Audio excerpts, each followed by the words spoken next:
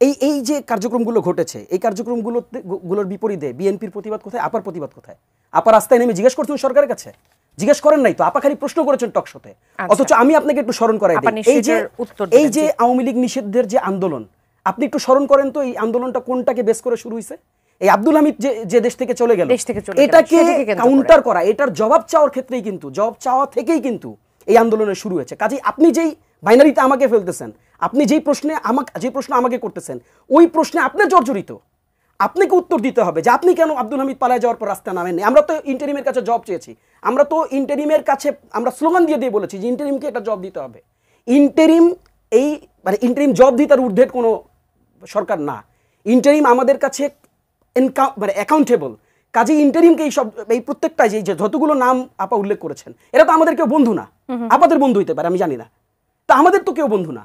আপা যদি বিএনপিকে রিপ্রেজেন্ট করে থাকেন, তাহলে মির্জা ফখরুল আজকে যেটা বলছেন যে সারা দেশের মানুষ আওয়ামী লীগকে চায় না, তাহলে আমি এই প্রশ্নটা করতে চাই, তাহলে মির্জা ফখরুলকে কোন দেশের মানুষ বলে দিয়ে গেছে যে আওয়ামী লীগকে তারা চায় না? মির্জা ফখরুলের কাছে যেই জনগণগুলো, যেই মানুষগুলো বলে দিয়ে গেছেন, আমাদের কাছেও সেই জনগণ, সেই মানুষরাই বলে। দুইটা প্রশ্ন। আপনি আমাকে বলেছেন যে এক সেকেন্ড, আপনি আমাকে বলেছেন আওয়ামী লীগ আমার বন্ধু হতে পারে। আচ্ছা, যেহেতু আপনি আমাকে একটু ব্যক্তিগতভাবে প্রশ্নটা করলেন, আমি আপনাকে একটা ব্যক্তিগত প্রশ্ন করি। আপনার বয়স কত? না, আমি এই প্রশ্নের উত্তর আপনাকে দিচ্ছি না। আচ্ছা, আপনার বয়স যদি আমি ধরেও নেই 30, ম্যাক্সিমাম 30, আপনার বয়স যখন 13 ছিল তখন থেকে না আমাদের এই যাত্রা শুরু হয়েছে। তো আপনারা 36 দিনে আওয়ামী লীগের বন্ধু হয়েছেন না শত্রু হয়েছেন না কি হয়েছেন বলতে পারবো না, তবে আমরা মনে করি বাংলাদেশে ভিন্ন মতের রাজনীতি থাকবে, থাকতে হবে, এবং ভিন্ন মতের রাজনীতির কোএক্সিস্টেন্সটার নামই হচ্ছে গণতন্ত্র। কোন ভিন্ন মত এটা? সেটা ভিন্ন মতটা কোনটা? সেটা সেই ব্যাখ্যা তো আপনাকে আমি দেব না। এটা তো টকশোর ব্যাখ্যা দিবেন আপনি। আপনার বয়স যেমন আপনি বলছেন, এটা তো ব্যক্তিগত প্রশ্ন, আমি সেটা আমাকে ব্যক্তিগতভাবে বলবেন আওয়ামী লীগ আমার বন্ধু হতে পারে। আমার বয়স কত? আপনি যেমন বলতে পারেন আওয়ামী লীগ আমার বন্ধু হতে পারে, আপনি জিজ্ঞেস করতে পারেন আমার বন্ধু হতে পারে, আওয়ামী লীগের ডিসকাশনে আপনাকে এই প্রশ্ন করতেই পারি যে আওয়ামী লীগের ডিসকাশনে আমি জিজ্ঞেস করতে পারি সম্ভবত তখন থেকেই আমাদের এই যাত্রা। আর ইন্টারিমটা জনগণ এটার উত্তর দিবে। ইন্টারিমটা কে? মাহফুজ সাহেব আর আসিফ সাহেব আর নাহিদ সাহেব কয়েকদিন আগ পর্যন্ত ইন্টারিমের অংশ ছিল না। ইন্টারিমটা কে যে নাহিদ বের হওয়ার সাথে সাথে মাথায় হাত বুলিয়ে বলে তুমি বাংলাদেশের পরবর্তী প্রধানমন্ত্রী? এই ইন্টারিমটা কে যাদের পিএস স্টুডেন্ট অবস্থায় ঢুকে, মানে স্টুডেন্ট অবস্থায় উপদেষ্টা হওয়ার পর পিএস 8 মাসে 400 কোটি টাকা নিয়ে বাইর হয়?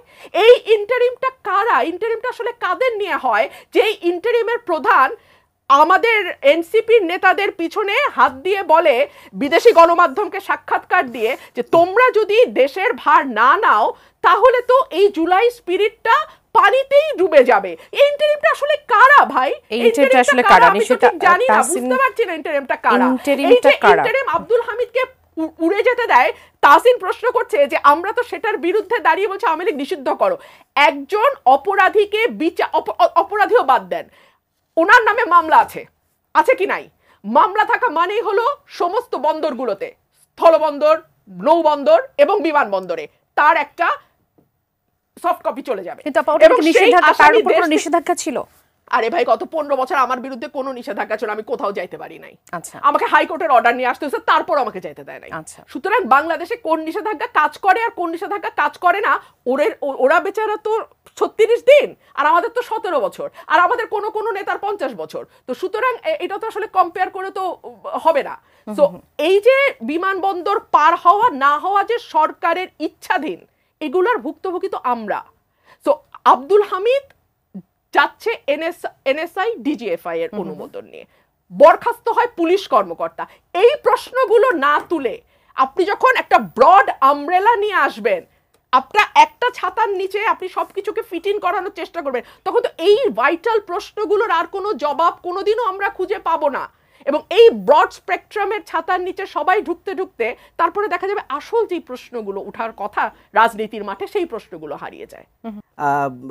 আপা যেভাবে করে আইভি রহমানকে ডিফেন্ড করছিলেন, মানে আপা আরাফাতদের মতন আমি ডিফেন্ড করি না, আমি জাস্ট একটা তুলনামূলক চিত্র দিয়েছি। আপা বলুক, আমি থেমে যাই। আমি তুলনামূলক চিত্র দিয়েছি। হামিদ পার হয়ে যায়, তাহলে ওই রাতেই কেন আবার তাকে গ্রেফতার করা হলো? না, আপা বলুক, শেষ হলে তাহলে আমি আপনি তুলনামূলক চিত্র দিছি। তাহলে আপনি বলেন, তাসিন বলবেন। মানে আপনি যদি সুযোগ আমরা খুব বেশি সময় পাবো না কিন্তু এই অংশে। আচ্ছা, দেখেন, আমি কোন ইন্টারিম আপনি রাস্তা নিয়ে প্রশ্ন করেন না কেন? ইন্টারভিউ তো আপনাদের প্রতিনিধি আছে এখনো। আপনি যদি তাহলে আপনি বলেন, আমি আর কথা বলবো। ইন্টারভিউ তো আপনাদের দুজন প্রতিনিধি এখনো আছে না, বলবেন তাহসিন বলবেন। আমার তো ছিল, আমি তো দিতাম, আমাকে দিতে আমিও তো দিতে পারতাম, আমি তো দেইনি তখন আপা। আচ্ছা তাহসিন, আমি তো আপনার কাছ থেকে শিখবো, তাই না? আপনি যদি আমাকে এইভাবে কাউন্টারিং শিখান তাহলে তাহসিন বলবেন। না না, আপনি আমাকে তাহলে কাউন্টার করেন, আমি তাহলে আপনার কাছ থেকে এটা শিখে যাই। তাহসিন বলবেন, আমি এটাই শিখতে চাই যে আপনি কাউন্টার দিতে থাকবেন, আমিও কাউন্টার দিব। আমরা 2 মিনিট সময় পাবো। দেখেন, আমি আপাকে কিন্তু প্রচন্ড রকম শ্রদ্ধা করি, আমি এই কথাটা মানে আগেও বলছি। আপা বারবার রেগে যান আমার উপর, আমি জানি না কেন রেগে যান। আমি আপনাকে বলি, আইভি রহমানকে আপা যেভাবে করে বলছেন, ডিফেন্ড শব্দটা উঠাই নিলাম। আপা বলছেন যে একা তিনি দাঁড়ায় ছিলেন নারায়ণগঞ্জে, তিনি শামীম ওসমানের বিরুদ্ধে একা নড়েছেন।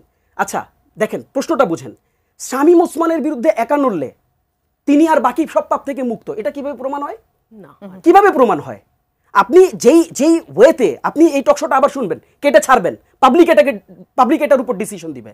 আপা যে কথাগুলো বলেছেন, আমি তো বলেছি যে ডিফেন্ড, আমি শব্দটা তুলে নিচ্ছি, পাবলিক এটার ডিসিশন দিবে আপা ডিফেন্ড করেছেন কিনা।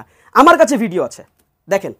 উনি 36 জুলাই, জুম করে দেখান এটা একটু, উনি 36 জুলাই কিভাবে করে দেখেন, কিভাবে করে পুলিশকে সাজাচ্ছেন, পুলিশ গুলি ছড়ে নাই দেখে, এটা পাবলিকের কাছে আছে। কাজেই আমি যদি কাউকে বন্ধু বলি, সেই বন্ধু তো যদি আপা কষ্ট পান, আমি তো বন্ধু এমনি বলতে চাই নাই।